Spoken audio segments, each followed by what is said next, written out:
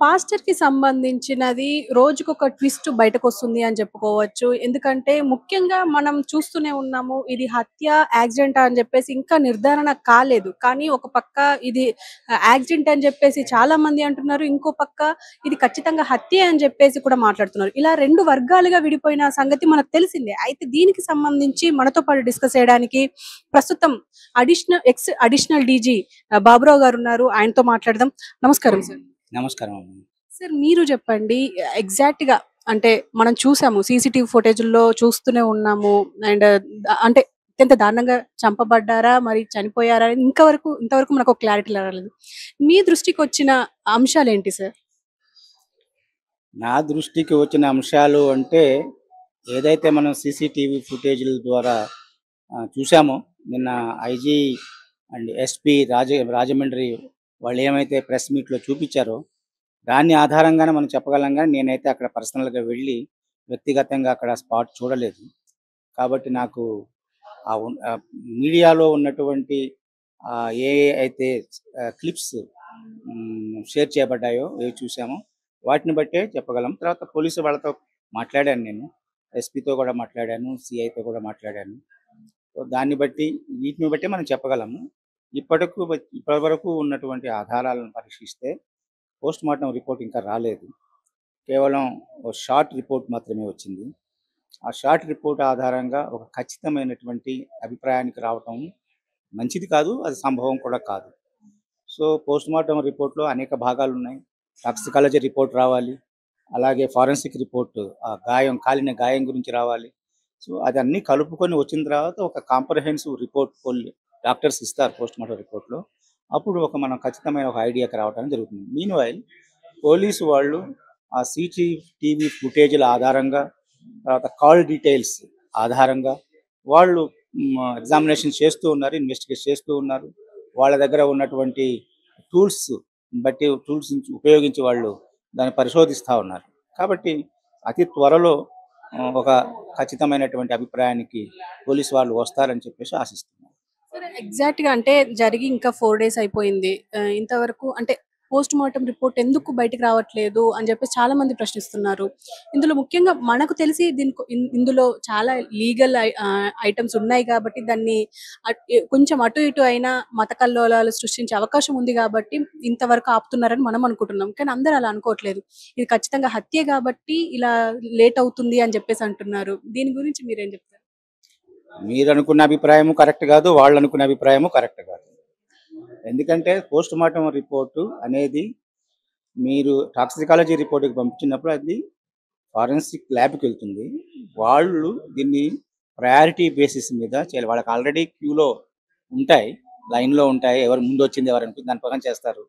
ఒకవేళ ఎస్పీ గారు కానీ ఇంకా పై అధికారులు కానీ ప్రత్యేకంగా వాళ్ళని అడిగేది చాలా ఎమర్జెన్సీ అంటే కొంచెం త్వరగా చేసి పంపడానికి దానికి సమయం పడుతుంది. అలాగే ఫారెన్సిక్ రిపోర్టు కూడా కొంత సమయం పడుతుంది. పోస్ట్ మార్టం రిపోర్టు నార్మల్గా ఎప్పుడు కూడా 3-4 డేస్ టైం తీసుకుంటుంది. డాక్టర్లు వెంటనే ఇవ్వరు దాన్ని. వాళ్ళు స్టడీ చేయాలి, వాళ్ళు డిస్కస్ చేసుకోవాలి వేరియస్ ఆస్పెక్ట్స్ని. ముఖ్యంగా ఈ పోస్ట్ మార్టం రిపోర్ట్లో ఇంకా ఎక్కువగా సందేహించాల్సిన అవసరం ఎందుకు లేదంటే ఇది పోలీసు వాళ్ళు ఒక టీమ్ ఆఫ్ డాక్టర్స్ తోటి చేయించారు. ఆ తర్వాత ప్రైవేట్ వ్యక్తులు కూడా అంటే విక్టిమ్కి సంబంధించినటువంటి వ్యక్తులను కూడా అక్కడ ఉండనిచ్చారు. క్రిస్టియన్ డాక్టర్ కూడా దాంట్లో ఉన్నాడు. అంతేకాకుండా ఈ ప్రాసెస్ని మొత్తాన్ని కూడా వీడియోగ్రఫీ చేశారు. సో దీంట్లో ఏదో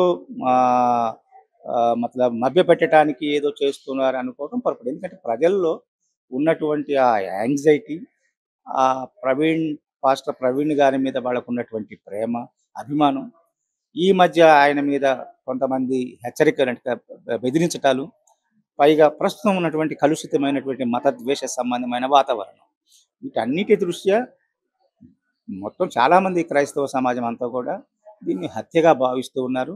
భావించడం కూడా సహజం. అయితే వచ్చే ఆధారాలు ఏమేమి వస్తున్నాయి ఇన్వెస్టిగేషన్లో, ఆ ఆధారాలను ఆధారంగా చేసుకొని దాన్ని స్టడీ చేసి ఖచ్చితమైన నిజం ఏంటి అనేది తీసుకురావాల్సిన బాధ్యత పోలీసుల మీద ఉంది. ఈ రెండు జరుగుతాయి, మనకు కొంత సమయం వెయిట్ చేయాలి. సార్ ఇప్పుడు అంటే మీరు అన్నట్టుగానే పోలీసులు కొంచెం అంటే అన్ని ఆలోచించి బయటకు తీసుకురావాలి కాబట్టి తీసుకొచ్చే పరిస్థితులు ఉన్నాయి అంటున్నారు. కానీ బయట అలా అనుకోవట్లేదు. అంటే ఖచ్చితంగా ఇది హత్య అని చెప్పేసి అనుకుంటున్నారు. ఇంకొంతమంది ఆయన తాగేసి ఇలా చేశారు కాబట్టి ఇప్పుడు విజయవాడలో 4 అవర్స్ మిస్ అయ్యారు అని చెప్పేసి కూడా అంటున్నారు. అసలు పాస్టర్ గురించి మీరు చెప్పాలి అంటే మీరేం చెప్తారు సార్? ఆయన మంచి దైవ సేవకుడు. చాలా జ్ఞానం కలిగినటువంటి వాడు. అనేక విషయాలను క్షుణ్ణంగా తెలుసుకున్నటువంటి వాడు. కేవలం జ్ఞానమే కాదు గానీ యాక్చువల్‌గా he is living with Christ. So, నేను క్రైస్తవుడిని కాబట్టి నేను చెప్పగలను. ఆయన చాలా గంభీరమైనటువంటి వ్యక్తి. మంచి పరిచర్య చేస్తున్నటువంటి వ్యక్తి. ఆయన ఏదో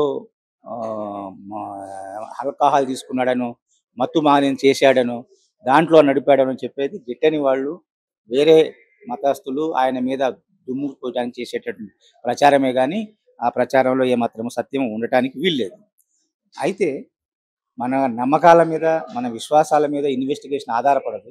ఇన్వెస్టిగేషన్ అనేది ఖచ్చితమైనటువంటి సైంటిఫిక్ టెస్టులు చేసి దాని మీద వచ్చే రిజల్ట్ మీద ఆధారపడి ఉంటుంది. అందుకే టాక్సికాలజీ రిపోర్ట్‌కి పంపించడం జరిగింది విసరా. ఆ విసరాలో ప్రతిదీ బయటకొస్తుంది. ఏమన్నా ఆల్కహాల్ ఉందా కంటెంట్? ఆల్కహాల్ భోజనం ఎప్పుడు చేశాడు? దాంట్లో ఏమైనా విషం ఏమైనా ప్రయోగం ఏమైనా జరిగిందా? ఇయన్నీ విషయాలు టాక్సికాలజీ రిపోర్ట్‌లో వస్తాయి. ఆ రిపోర్ట్ వచ్చేంత వరకు వెయిట్ చేయాలి. రెండవది ఏంటంటే ఈ ప్రజలు ఆహ్, చాలామంది చాలా రకాలుగా స్పెక్యులేట్ చేస్తా ఉన్నారు. ఇది అదయ్యుంటది, అదయ్యుంటది. కొన్ని పాత వీడియోలు, కొన్ని ఆ వీడియోలు, ఈ వీడియోలు ప్రతి ఒక్కళ్ళు వాళ్ళ పాండిత్యాన్ని దీని మీద చాలా ప్రకటిస్తా చేస్తా ఉన్నారు. చాలా మంచిది వాళ్ళ యాంగ్జైటీకి, వాళ్ళ యొక్క దీనికి. బట్ అలాంటి తప్పుడు సమాచారాలు, లేతే ఆధార రహితమైనటువంటి సమాచారాలు స్పెక్యులేట్ చేసి ప్రచారం చేయటం వలన ప్రజల్లో అశాంతి వచ్చే అవకాశం ఉంది. కాబట్టి అది చేయకుండా ఉండాలని చెప్పేసి ప్రతి ఒక్కళ్ళతో నేను ఒక రిటైర్డ్ అడిషనల్ డీజీపీగా రిక్వెస్ట్ చేస్తా ఉంది ఏంటంటే, అనవసరమైన స్పెక్యులేషన్ చేయకుండా పోలీసు వాళ్ళు వాళ్ళ ఇన్వెస్టిగేషన్ చేసి సరైనటువంటి ఆధారాలతో ముందుకొచ్చి మనకు చెప్పేంత వరకు ఓపికగా వెయిట్ చేద్దామని చెప్పేసి రిక్వెస్ట్ చేస్తాను. సార్ ఇప్పుడు మీరు చూసే ఉంటారు సీసీ ఫుటేజ్ అది టోల్ గేట్ దాటే ముందు, టోల్ గేట్ దాటక ముందు లాగా అక్కడ అంటే హెడ్‌లైట్ పగిలి ఉంది. అంటే ఇంతకు ముందే దాడి జరిగింది అని చెప్పేసి అందరూ అనుకుంటున్నారు.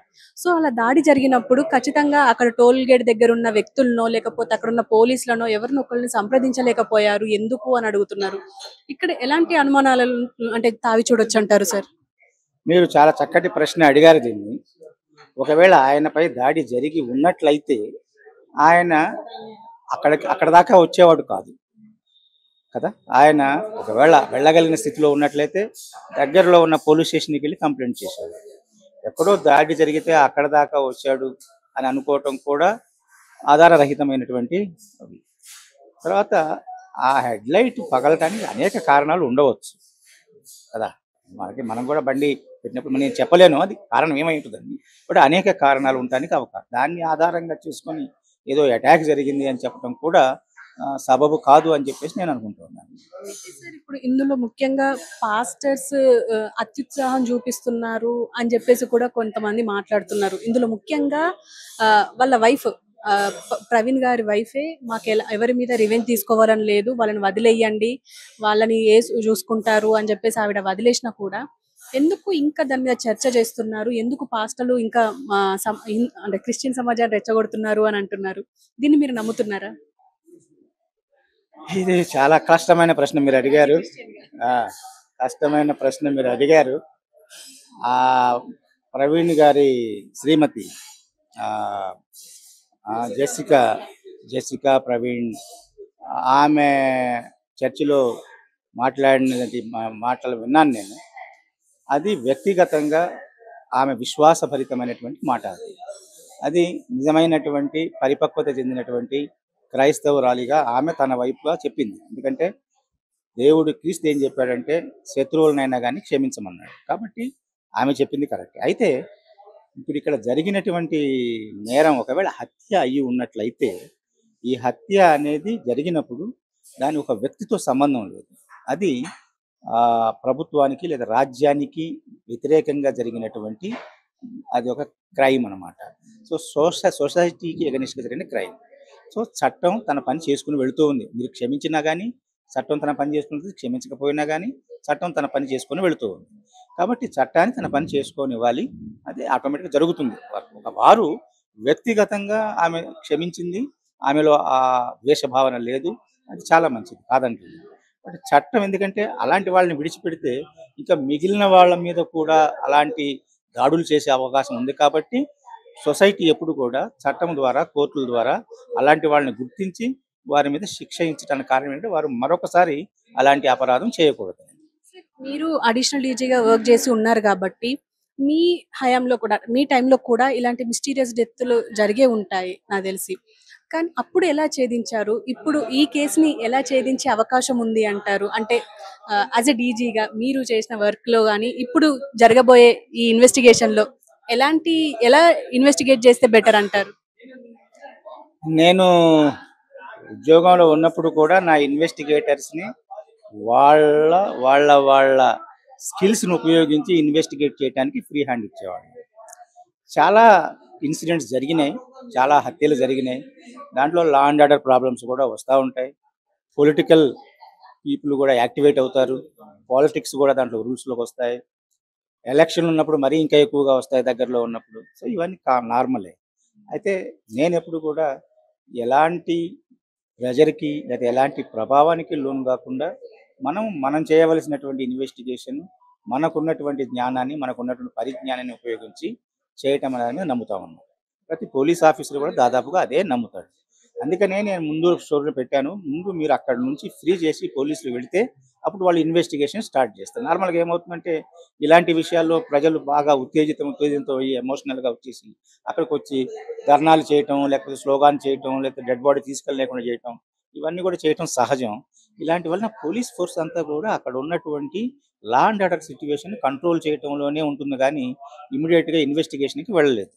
కాబట్టి వాళ్ళు ఇన్వెస్టిగేషన్ ఎప్పుడు సరిగ్గా స్టార్ట్ చేస్తారంటే ముందు ఈ లా అండ్ ఆర్డర్ ప్రాబ్లం నుంచి వాళ్ళు ఫ్రీ అయినప్పుడు. సో అది అవసరం. ఇక్కడ మనకి మొదటి రోజున 25వ తారీఖున పోలీసులకి ఎలాంటి ఇన్వెస్టిగేషన్ చేయడానికి అవకాశం లేకుండా పోయింది. ఎందుకంటే ముందు వీళ్ళ ఫ్యామిలీ మెంబర్స్ వచ్చి వాళ్ళు కంప్లైంట్ ఇస్తేనే కానీ అది రిజిస్టర్ కాదు. రిజిస్టర్ అయితేనే కానీ ఇంక్వెస్ట్‌కి లేదా పోస్ట్ మార్టంకి డెడ్ బాడీ పంపించడానికి వెళ్ళేది. కాబట్టి ఒక రోజంతా డెడ్ బాడీ అక్కడనే ఉంది. రెండవది ఇన్సిడెంట్ ఎప్పుడో రాత్రి 11:45, 11:42 అన్నారు.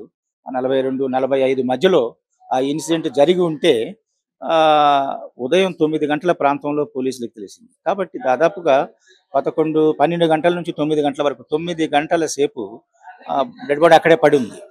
కాబట్టి అనేక మతలబ్ ఆపర్చునిటీస్ ఉన్నాయి. అనేకమైనటువంటి పాసిబిలిటీస్ ఉన్నాయి ఏమైనా జరగటానికి. కానీ కావాలని నిర్లక్ష్యం చేశారు అని అంటున్నారు. వాళ్ళకు వచ్చింది వాళ్ళు చెప్పేదాని ప్రకారం కంట్రోల్ రూమ్‌కి 112 మీద 8:45కి మార్నింగ్ రిపోర్ట్ వచ్చింది. ఎవరన్నా గానీ చెప్తేనే కదా పోలీసులకు తెలిసేది. ఆ రాత్రి పూట దారిన పోయేవాళ్ళు కూడా చూసి ఉండరు. అందువలన కూడా మరణం సంభవించి ఉండవచ్చు చెప్పలేము.